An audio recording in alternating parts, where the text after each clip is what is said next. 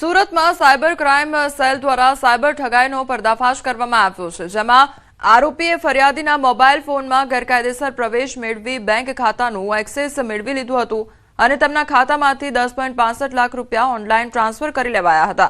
આ મામલે cyber crime સેલે તપાસ હાથ ધરતા સમગ્ર રેકેટનો પર્દાફાશ કર્યો તો પકડાયેલ આરોપી મૂળ ઉત્તર પ્રદેશનો રહેવાસી હોવાનું સામે આવ્યું છે।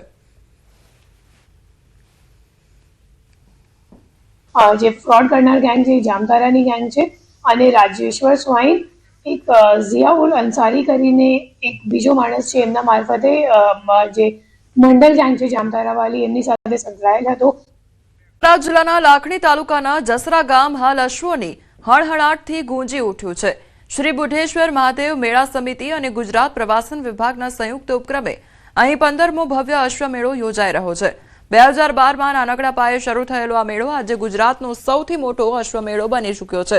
તો મેળાના ચોથા દિવસે રાજ્યના મંત્રી પ્રવીણ બાળી અને દિયોદરના ધારાસભ્ય ખાસ ઉપસ્થિત રહ્યા હતા। બુઢેશ્વર મહાદેવના મંદિરે ધજા ચડાવીને આ 5 દિવસીય મેળાનો પ્રારંભ કરવામાં આવ્યો છે। તો મહેશભાઈ દવેના માર્ગદર્શન હેઠળ આયોજિત આ મેળામાં હજારોની જનમેદની ઉમટી પડી હતી।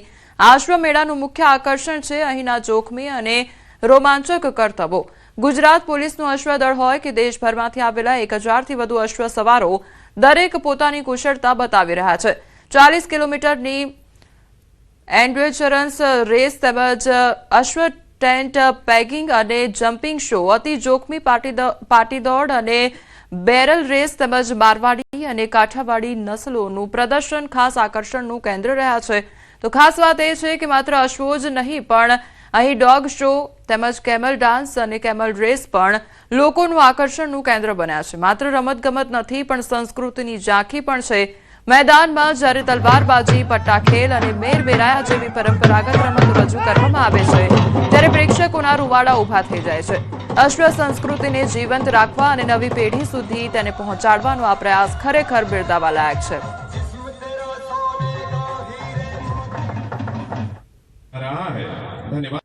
જે રાજાઓ મહારાજાના સમયની અંદર જે યુદ્ધ લડતા હતા એવા ઘોડાઓની પણ બ્રીડ અહીં જોવા મળી રહી છે। હું રાજ્ય સરકારના આજે આભાર માનીશ કે જેમણે આમાં સહયોગ કર્યો છે। સંસ્થાને પણ હું અભિનંદન આપીશ કે જેમને આવું આયોજન કર્યું છે।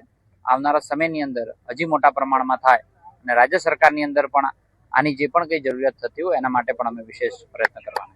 અનેક પ્રકારની હરીફાઈઓ, રેવાળ, પાટીદોડ, માદરી રેવાલ તેમજ ટેન્ટ પેકિંગ, જમ્પિંગ, ગરો લેવો, બેરલ રેસ, ગૌ માતાની મંગલ પ્રતિયોગિતા, કેમલના પ્રદર્શન, સાંસ્કૃતિક કાર્યક્રમો, પટા ખેલવા, ગેર નૃત્ય ઇત્યાદિ કાર્યક્રમો મેરમેરાયા સહિતના થયા છે। આજે એક સાથે 100 દીકરીઓએ તલવારબાજી અને 100 દીકરીઓ એક સાથે લાઠીદાવના કાર્યક્રમ પણ રજૂ કરવા જઈ રહી છે। આ 2000 રીંગની અંદર વિજેતા બન્યો છે, આનું નામ છે ભારતરાજ। આ છે સૂર્યવંશનું, સૂર્યવંશ છે ઠાકોર કાલાકાટા સાહેબાઈ આલીશાન। 4 ભેડી આ બાજુ ડીએનએ છે, 4 ભેડી મા તરફથી ડીએનએ છે। મા છે દ્રોણાની 65, એ પંજાબ ખાલી ઊભી છે। 66 છે હાઈટ, 66। અને ઓના બચ્ચા બી સારા આવ્યા કે જે 12 મહિનાથી 14 મહિના સુધીના વધારે થયા છે અને બહુ ઊંચા લોબા અને ઊંચી કિંમતના બચ્ચા આવેલા છે। અને આ મજબૂત બુલ કહેવાય કે પ્યોર મુરા, અને એ ભવિષ્યની અંદર ઓની જે પાડીઓ તૈયાર થાય એ વધારે દૂધમાં, વધારે કિંમતમાં અને ઊંચી લોબીન મજબૂત પાડીઓ તૈયાર થશે, જેનો ફાયદો ડાયરેક્ટ આપણા પશુપાલકો મિત્રોને થશે કે જેની કિંમત ઊંચી આવશે, દૂધ બી ઊંચું રહેશે અને બધી રીતે સેફટી રહેશે। ઓની કિંમત 1,11,00,000માં ગઈ સાલની આગળની સાલ મેળામાં, આ જસરા મેળામાં પંજાબના એક ભાઈ મોગીને ગયા હતા, છતાં આપણે એક બ્રીડિંગનું કામ કરવા માટે કરી અને ઓને સેલિંગ કરેલ નથી। અમદાવાદમાં મહિલા વકીલને એક શખ્સે ધમકી આપી તો નરોડા પોલીસ સ્ટેશનમાં મહિલા વકીલે ફરિયાદ નોંધાવી છે। મેટ્રો કોર્ટમાં સમર્થનમાં મહિલા વકીલના સમર્થનમાં આવ્યા વકીલો તો મહિલા વકીલને અસીલ દ્વારા જામીન પર છોડાવવા અપાઈ હતી ગર્ભિત ધમકી। તો પ્રાંજલ પટેલ નામના અસીલ દ્વારા મહિલા એડવોકેટને અપાઈ હતી ધમકી। તો મહિલા વકીલે અન્ય વકીલનો નંબર આપવાનું કહેતા અસીલે અસભ્ય વર્તન કર્યું હતું। નરોડા પોલીસે આરોપીને પકડી કોર્ટ સમક્ષ રજૂ કર્યો। આરોપી તરફે કોઈ વકીલ હાજર નહીં રહેતા સોમવારે સુનાવણી હાથ ધરવામાં આવશે। એક આરોપી જેના 2024માં મેં બેલ કરાવ્યા હતા, જે હાઉસ ટ્રેસપાસ અને હથિયારો સાથે પકડાયેલ, જેના બેલ કરાયા બાદ મારે એની સાથે કોઈ સંપર્ક નહોતો. ગઈ તારીખ 10 તારીખના રાત્રે એ અવારનવાર મને વિડીયો કોલ કરતા કે મેં ડ્રિંક એન્ડ ડ્રાઈવમાં પકડાયો છું, મને છોડાવો, પણ મેં એને કોઈ રિસ્પોન્સ ના આપતા. બીજા દિવસે 12:30 વાગે તેઓએ મને બીજા નંબર પરથી ફોન કરેલ અને મને કહેલ કે તમે મને છોડાઈ આપો. મેં એમને એવું કહેલ કે ભાઈ હું અત્યારે આવી શકે, તબિયત નાદુરસ્ત હોય, હું આવી શકેલ એમ નથી, તમે બીજા કોઈ એડવોકેટને બોલાવી લો. ત્યારબાદ અવારનવાર વોઇસ ચેટ મોકલતા, બીભત્સ ગાળો અને બીભત્સ વર્તન કરતા. મેં આગળ એમને કહેલ કે ભાઈ તમે આ રીતનું વર્તન મારી સાથે ના કરે, છતાં પણ એ લોકોએ તેમણે ચાલુ રાખેલ. ત્યારબાદ તેમણે મારા સોશિયલ મીડિયા પર વાત કરતા અને મારા નામથી વિડીયો બનાવીને વાયરલ કરેલા છે. રાજકોટની 38 વર્ષીય પરણિતાએ સાસરિયાઓના અત્યાચારથી કંટાળી સરકાર પાસે ન્યાયની માગણી કરી છે. મોરબીની પરણિતાએ પતિ, સાસુ તેમજ જેઠ સહિતના વિરુદ્ધ મોરબી મહિલા પોલીસ સ્ટેશન ગત 27 જાન્યુઆરીના રોજ ફરિયાદ નોંધાવી હતી.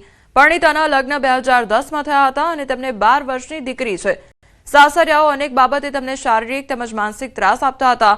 એટલું જ નહીં, દીકરાની લાલચમાં અત્યાર સુધીમાં 2 વખત ગર્ભપાત પણ જબરદસ્તીથી કરાવડાવ્યો છે.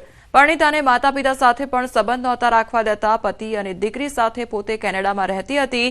તે સમયે પતિને દારૂ પીવા તેમજ નોનવેજ ખાવાની ના પાડતા પતિએ મારઝૂડ કરી હતી. 2025માં બેંકોક ટ્રીપ સમયે પણ પતિએ માર માર્યો હતો. હાલ પરણિતા રાજકોટ પોતાના પિયરમાં રહે છે અને તેના ડોક્યુમેન્ટ તેમજ સોનાના તમામ દાગીના પણ સાસરિયાએ પોતાની પાસે રાખી લીધા હોવાનો તેનો આક્ષેપ છે. અને 2 વખત દીકરા માટે થઈને ગર્ભપાત કરવા માટે મજબૂર કરી ફોર્સફુલી કે તું નહીં કરાવતો તને જાનથી મારી નાખીશ, મારી દીકરીને મારી પાસેથી લઈ લેશે, મારા મા બાપની આબરૂને ધૂળમાં મેળવી નાખશે અને મારી દીકરીને મારે છોડવાની એ ઘરમાં, કેમ કે ત્યાં કોઈ જાતની મને સેફટી એરી લાગતી નહોતી, એટલે મેં એના માટે થઈને આટલા વર્ષ સુધી સહન કર્યું અને અંતે પાછો દીકરા કરવા માટે થઈને બેંકોક IVF માટે લઈ ગયા અને ત્યાં જઈને મને ઢોરમાર માર્યો.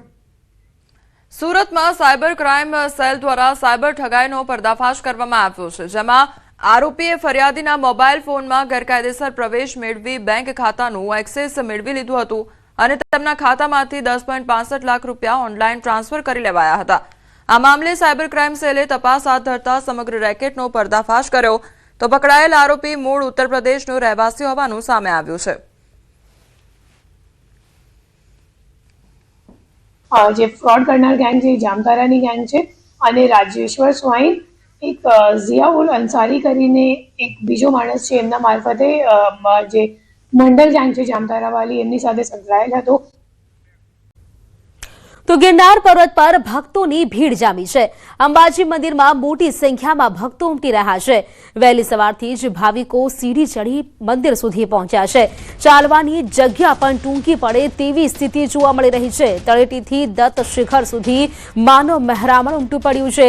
હૈયે હૈયું દળાય તેટલી જનમેદની ઉમટી પડી છે. ભવનાથ શિવરાત્રી મેળાને લઈને ભારે ધસારો જોવા મળી રહ્યો છે. વ્યવસ્થાને લઈને પોલીસ અને તંત્ર ગિરનાર પર્વત પર સજ્જ જોવા મળી રહ્યું છે. તો અંબાજી મંદિરમાં મોટી સંખ્યામાં ભક્તો ઉમટ્યા છે. આ દ્રશ્યો આપ જોઈ શકો છો. દ્રશ્યો જ કહી જાય છે કે કઈ પ્રકારનું અહીં સ્થિતિ જોવા મળતી હશે. મોટી સંખ્યામાં ભક્તો પહોંચ્યા છે અને કતારોમાં ઉભા છે. હૈયે હૈયું દળાય તે પ્રકારના આ દ્રશ્યો અંબાજી મંદિરમાં મોટી સંખ્યામાં અત્યારે ભક્તો ઉમટી પડ્યા છે. વહેલી સવારથી જ ભક્તો ત્યાં પહોંચી રહ્યા છે અને દર્શન કરવા માટે કતારો લગાવી રહ્યા છે. આ દ્રશ્યો છે ગિરનાર પર્વતના, જ્યાં ભક્તોની ભીડ જામી છે, જાણે માનવ મહેરામણ ઉમટી પડ્યું હોય તે પ્રકારના દ્રશ્યો, પરંતુ સામે પોલીસ તંત્ર પણ સજ્જ જોવા મળ્યું છે.